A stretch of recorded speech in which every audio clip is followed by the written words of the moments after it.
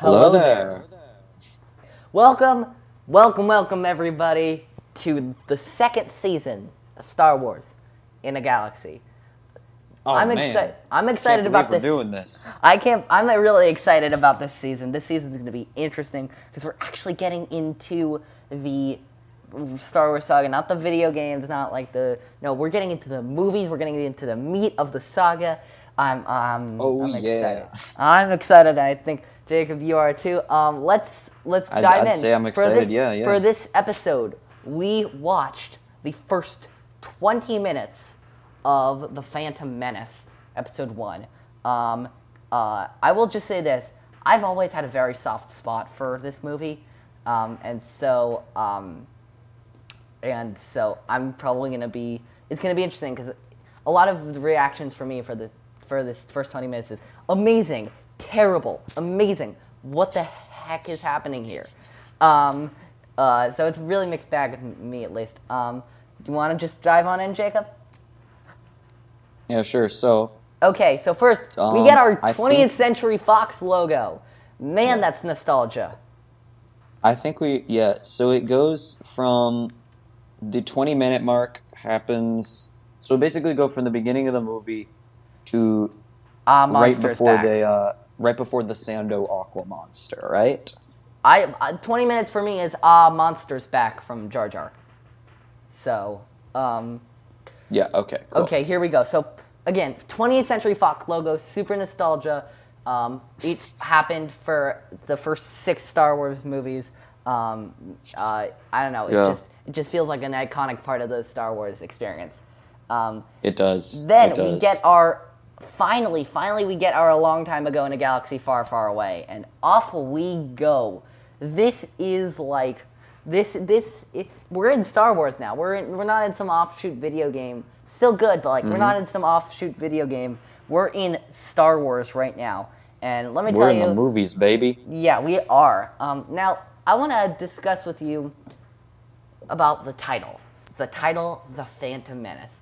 This title may be one of the most hotly discussed titles of any Star Wars movie. Because what does it mean? All right. What does the Phantom Menace mean? It's curious. You could say it means Anakin because, the menace in him has not arisen yet, and it's still a Phantom Menace. But again, we see him in the movie, and we see a little bit of maybe of his darker side. So that wouldn't be it. Palpatine, maybe? Yeah. I mean, we see him in the movie, and we kind of know he's Sidious. I think it means Palpatine. I don't know. Look, I don't think there's one right answer for this. I mean, for me, the real Phantom Menace is Jar Jar Binks, because he's a Sith Lord, but I know some people don't believe that, so I'm going to leave that be for a while. But okay, yeah. We start off in the opening crawl. This is an interesting opening crawl. Do you agree? Yeah, I think it's interesting. It's kind of for example, like the Galactic Republic. I'm imagining this from a lot of perspectives. One of the perspectives I'm imagining this from is from a Star Wars fan who saw the original trilogy, and this is their first introduction back into the universe. I'm watching it from 3 perspectives. From a fan perspective, getting all the juicy lore in it.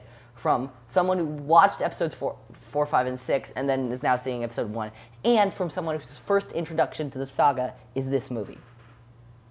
Yeah. But there's this Galactic Republic, and nowhere do we really hear about this in episodes 4, 5, or 6. I mean, we hear Obi-Wan talk about it vaguely. It's just so interesting to me because it's completely new. I find it interesting. I liked it too. One of the first lines of this crawl is, "The taxation of trade routes to outlying star systems is in dispute." And I wrote down, I'm not sure that George Lucas even knows what that means. I feel like he knows what that means. It's just like it's the so companies don't want it's the so complicated taxes. and Yeah. convoluted. It's just like I don't know. It's just fear. Also, they say hoping to resolve the matter with a blockade of deadly battleships. I mean, how are they going to resolve it with a blockade? I guess they're just trying to ransom them. I mean, maybe it's just like back down, you know? like these, Qui Gonn says later in the movie, these Federation types are cowards. They're not just cowards; they're idiots sometimes. I know, Also, no one is stopping to ask why Naboo. I mean, seriously. I mean, like, I think because it's a sort of an important. I don't think it was important before the Phantom Menace. I'm pretty sure. To the small planet of Naboo. It says in the crawl, the small planet of Naboo. I mean, I think the real reason is because Palpatine, wants to hit close to home for him to make his stature rise in the Senate. But I think also, I feel like also, I mean, at least in Legends, and I think a bit in canon, Naboo was kind of an important, culturally kind of a valued planet. Okay, for the maybe. For the Republic. So interesting idea. Also, it says the Congress of the Republic in the crawl, and that kind of got me thinking. You know what I'm going with right now. If there's a Galactic Senate, is there also a Galactic House of Representatives? Does there? I know because it says Galactic Congress in the. Yeah, and so I'm like, does their government work differently in the United States? Differently than in the United States? Like, if there is a Galactic House of Representatives, why do we never hear about it? Mm-hmm. I think it was probably they're probably just the Senate, but that did catch my eye. Yeah. Any other thoughts about the crawl before we get into the actual content? No other thoughts about the crawl. We can start talking about the movie now, I guess. Yeah. Okay. First of all, someone says, oh yeah, Newt Gunray, as they're receiving the ambassador, says, "As you know, our blockade is perfectly legal." And I just have to stop there for a second, because who made it legal? How did that happen? I know Palpatine is going to say later, "I will make it legal." But how do you do that? Like, seriously, how do you make a blockade legal? I mean, I would assume it's because the Trade Federation has so much power in the already corrupt Republic. But am I missing something? Yeah. Am I missing something? Is this blockade, being made legal for another reason? I was saying, am I missing something? Is there something else to make this legal? Yeah, I don't know. That doesn't make a ton of sense to me. Anyway, by the way, I wrote this several times, I think maybe 3 times down, just in the 20 minutes. John Williams is a genius. The music in that we hear is just very, I think it's very, for a movie that does a lot of world building, the music almost feels as world building as the movie itself. That's just me. But, yeah, alright. I get that, yeah. Any thoughts on the first part, before we actually get to meet Qui Gonn and Obi-Wan? No. I think that some of the acting's kind of wooden, especially definitely the a lot pilots. Of the acting. And I don't know, I wasn't a huge fan of the Nemoidians' accents. It just felt kind of like racist. It kind of it felt just kind of like that, a typical kind of overblown kind of stereotypical Japanese accent from I definitely wrote that down. It feels like something that belongs in a 1960s World War II movie, not something that would have been acceptable in the 90s. 99, yeah. What I think about the Nemoidians, I don't think George Lucas was actively being racist. I don't think so either. I think he was quoting his past like Yeah, definitely. that were racist. But what else? I gotta say, I love the Trade Federation ship. I love the vibe we get in the Trade Federation ship. It really is. It's a really different galaxy. Like a lot of the stuff's the same. It's a really different galaxy. Obi-Wan's first line in the movie. Do you know what the Obi-Wan's first line in the movie is?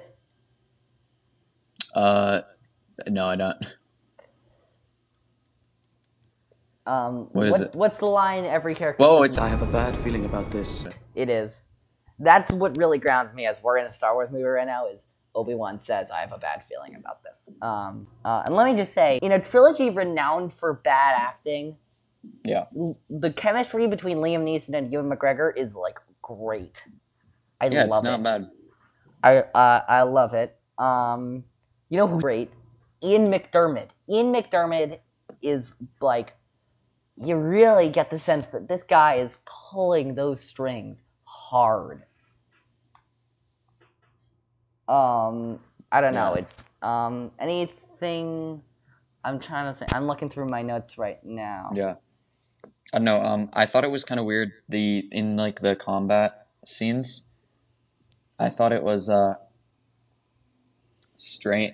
I felt kind of strange, and it kind of annoyed me that felt like there was no battle damage on the actual hallways or anything from like all the shooting and stuff. Interesting.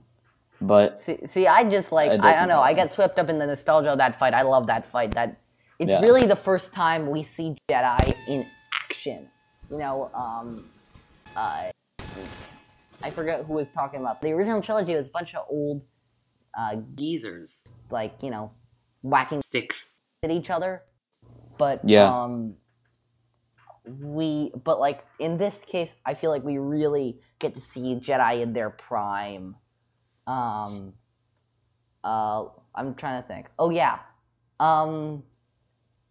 Let me ask you something. All right. Palpatine tells the Viceroy to kill the Jedi. Mm-hmm. Does that doesn't add up for me. Like, Palpatine's always trying to kill the Jedi when they could be far more useful to him alive in his schemes. Yeah, I mean, I think he doesn't really I think I'm betting that he's just betting. Either he doesn't know. I think he doesn't know that, because I feel like the tough thing about the prequels is we don't really know all about Palpatine's machinations. Like, how much of it was like actually did he leave to chance, and then how much of it was like predetermined, and how specifically like did he want Obi-Wan to raise Anakin, because it's kind of by chance that Anakin gets picked up, you know? Like, it's completely by chance because of a hyperdrive background. So how do we justify that with the fact that like he created Anakin with midichlorians? Well, you know? First of all, he didn't. It was Plagueis. Oh, it was Plagueis. How do we like and second of all, balance that that's with actually not Plagueis's... canon. That's technically not canon either. Oh, okay. Actually, I think, I mean, I'm not sure how canon that is. It's unclear how canon that is. Hello, everyone. We haven't done these for one of a while, but it came up. I guess we're going with another. Future Eli. Now, when I question the canonicity of Plagueis creating Anakin, or Palpatine creating Anakin, it's in reference to an issue of the Darth Vader comic, where Darth Vader goes into, like, a dark side vision of some kind, and he sees Palpatine apparently implicitly planting him into the womb of his mother. Now, it's said later that that's supposed to be a dark side trick, and that might not have been true, but it's really one of those weird things that's kind of up to interpretation for people, so that's why I was questioning the canonicity. What was I gonna say? Oh yeah, I gotta say, you know the scene where Qui Gonn's trying to cut through the door with his he shoves his lightsaber through the door. He starts. Let me just say the combination of that and the Force theme, you know, that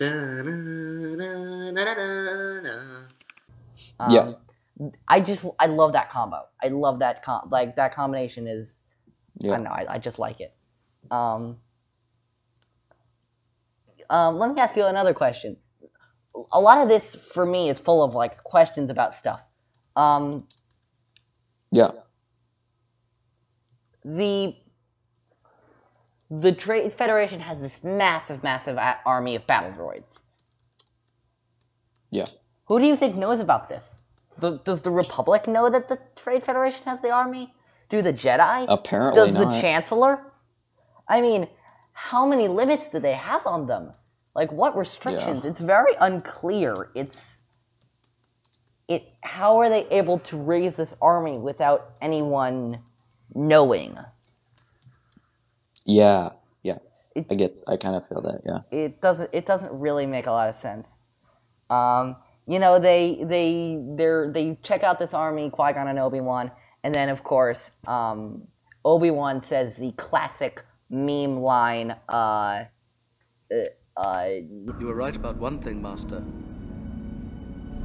The negotiations were short. You know, funny line, right? Yeah. I don't know, this is what I dislike about the jokes this is what I dislike about the jokes in the prequels, is they don't really do much. Mm-hmm. It's like that doesn't really, like, it's more of a groan joke than an actually, like, laugh out loud joke. Yeah. Also, I love, by the way, the Naboo, like, they're supposed to be like, so, like, intelligent and valuing intelligence. Some of the statements they make are just like dumb, let me say. For example, when Padme phones in the Viceroy, she says, your trade boycott of our planet has ended. Well, it's not actually true. The boycott's still happening. Yeah. Like, what she should have said is, it'll end soon, but, like, it's not, like, I literally wrote down, I understand that she's trying to be brave, but that doesn't excuse her from making outright false statements. I don't know. Yeah. There's a lot of dialogue issues in this for me. Let me ask you something. The message that Padme sends to Viceroy Gunray, do you think that message was pre-recorded? Because there's evidence for both sides. Because it does not, like, because she says, I have words that the Chancellor's ambassadors are with you now. And I mean, if the last word she got was just like, yo, they're on the ship, then I don't think it was pre-recorded, because there was kind of dialogue, right? No, and there was dialogue. It was very misleading, because she said, I'm aware that the Chancellor's ambassadors are with you now, and Gunray looks around and says, "What ambassadors?" And she's well, I think she might know that they're trying to do shady stuff, so she's basically saying, I think she might be trying to, like, kind of call his bluff and say, like, hey, like, no BS, okay? Yeah. Okay. I think that is what's happening, but I can see that. What about you? What do you think is going on? I think it might be pre-recorded, because I think because some of the statements in that scene, I'll go back and watch it again, but some of the statements in that scene don't line up. How so? She says stuff. She says stuff that didn't, like, she says that stuff has happened that hasn't happened. And if she doesn't look surprised when they haven't happened. You know what I'm trying to say? Yeah, I know what you mean. Also, we get our first real prequel meme, which is, of course, as you pointed out in episode 0 of this show, a communications disruption can mean only one thing: invasion. From C.O. Biddle, our good old friend of ours. Now let me quibble with that, even though it's a meme. A communication disruption does not mean invasion. It can mean there's something wrong. It means the Wi-Fi's down or something, you know? I literally said that. I said it could mean that the communications transmission shorted out for a second, or that there's some kind of problem with communication. It's Future Eli back again. I'd like to point out another point about how stupid a communications disruption can be. Only one thing is, Captain Panaka later in the scene says, check the transmission generator. Actually, that's earlier in the scene. And then he says, I mean, seriously, if the captain of security is checking the transmission generator, and then you automatically jump to invasion, where's the disconnect? What don't you understand about security? To quote Newt Gunray himself, you assume too much. Yeah. Also, Captain Panaka, again, idiocy from Naboo over here. Captain Panaka said that if the Federation attempted invasion of Naboo, the Senate would, quote, revoke their trade franchise and they'd be finished. Spoiler, after the events of this movie... Nope. Their trade franchise is most definitely not revoked. Like, the Federation after this movie got a couple slaps on the wrist, but like nothing... I feel like that's it, yeah. Yeah, it doesn't not make sense. Of course, we also got the line that everyone complains about with regards to Natalie Portman's acting. I will not condone a course of action that will lead us to war. I feel like her acting for me was the most egregious in that movie. Just because, like, By she far. is, like, By normally far. a good... I mean, she's not good in the other movies, but... kind of an insane actor, like... Yeah, it was bad in this movie. It was bad in this movie. I don't yeah. I've got to say, pre-Jar Jar, the Naboo scenes are kind of fabulous. Like, they're really, really good, I think. Like, you get to really see the scenery of Naboo and the might of the Federation. Yeah. And then Jar Jar enters, and hoo boy, on a scale of hate to want to kill everything in his sight, how much do you hate Jar Jar? I don't know. I don't know. He's kind of annoying. People say he's racist, so like there's that as well. He is racist. He's kind of racist. So it's just kind of like why like there's a scene where he literally steps in shit. I think that should tell us everything we need to know. I think it should too. But yeah, I can sort of filter out Jar Jar sometimes, but man, this last time I was watching it, I'm like, ugh. We got another meme though. The ability to speak does not make you intelligent. Which is actually like a really good line. I do like that line. Yeah. Also, and it's a meme. Also. It's a meme. Did you watch with subtitles, by the way? No, I did not. I watched with subtitles and I noticed something. The subtitles, like, use the on Disney Plus, use the quote unquote translated Jar Jar dialogue. Oh, really? Nobody thought that was a racial stereotype. They still did it. So they didn't use like the "excuse me." You just said like "excuse me" or no. The subtitles say "excuse me." Oh my god! But the mostest safest place. I'm not joking. Also, let me tell you something. I love lightsabers deflecting blaster bolts. It's just so satisfying. You agree? Yeah, I agree. It's cool. It's pretty cool when it also happens, you know. I love Jar Jar is the most idiotic character in this entire thing. He says, you know, how can we get to the planet's core, the other side? Through the hidden city. Well, you know, there's nothing hidden about a city that you say is hidden, Jar Jar. Also, he temporarily forgets that he was banished from the hidden city, but he forgets. But he remembers the city itself. It is 100% convenient. Also, let me just tell you something. And I know I've said this before, but Jar Jar Binks is a Sith Lord. I don't believe in a lot of fan theories. He's so athletic. Yes, he's so athletic. He's so athletic. I don't believe in a lot of fan theories, but let me tell you, Jar Jar Binks is a Sith Lord. You genuinely believe that? I genuinely believe it. You think that in the regular Star Wars movies? In the regular Star Wars movies, I think Jar Jar Binks had malicious intent. I'm not sure if he was a Sith Lord.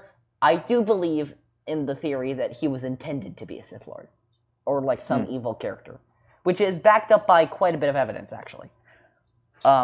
Also, Jacob, do me a favor, okay? Do you Yes. have Disney Plus pulled up? Yes. Go to the 13-minute, 16-second mark. Okay. Oh, is that the flip jump? No, it's right after. As Qui Gonn and Obi-Wan are walking into the water, listen to there's a sound in the background. Okay.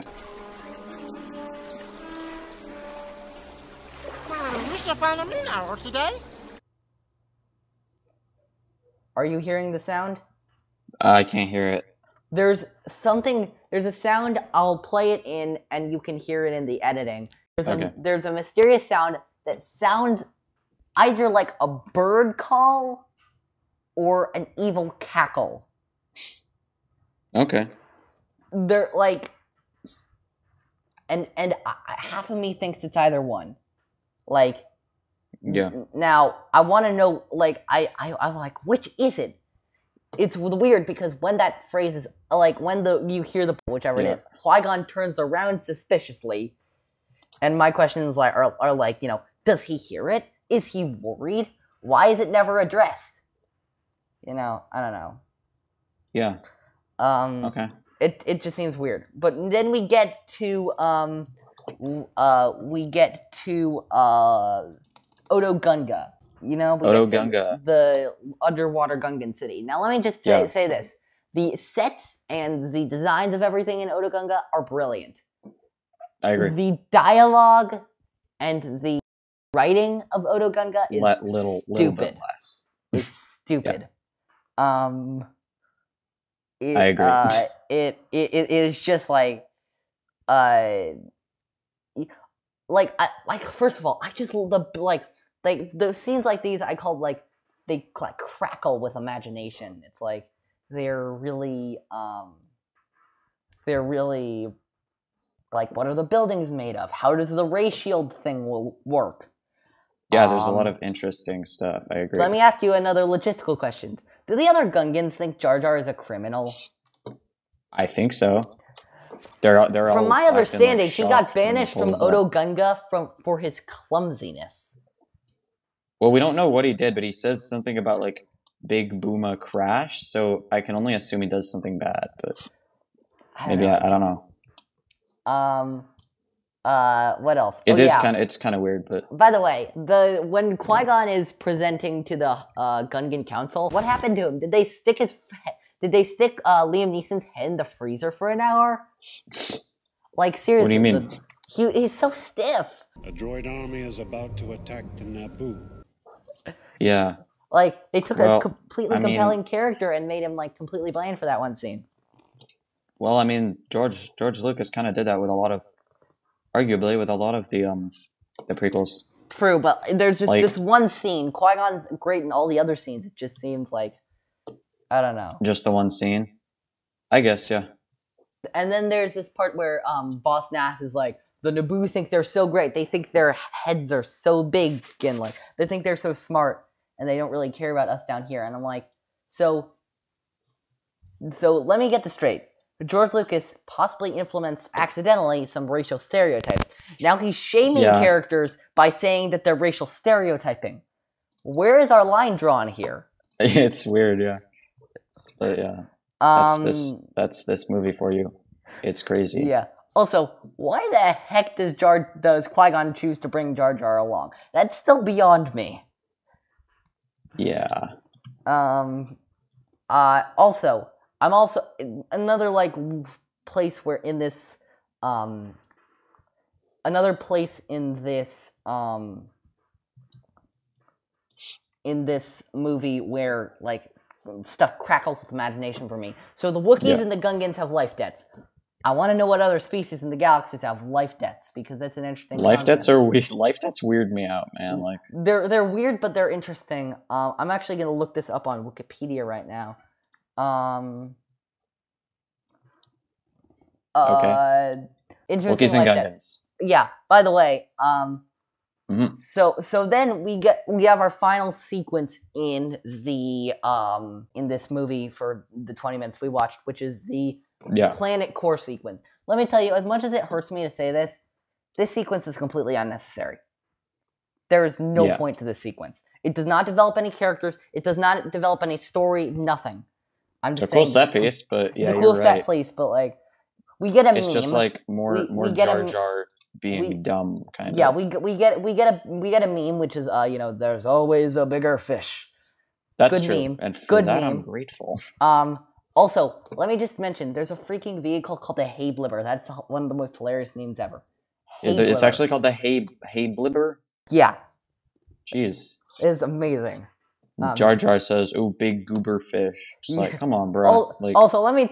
I'm gonna remark this on is no two longer other funny. weird pieces of dialogue. First of all, the invasion is on schedule, my lord. 10 o'clock invasion, 11 o'clock lunch break, 12 o'clock basketball hoops. Let's do this. 5 o'clock, 6 o'clock, 7 o'clock rock. 10 o'clock invasion.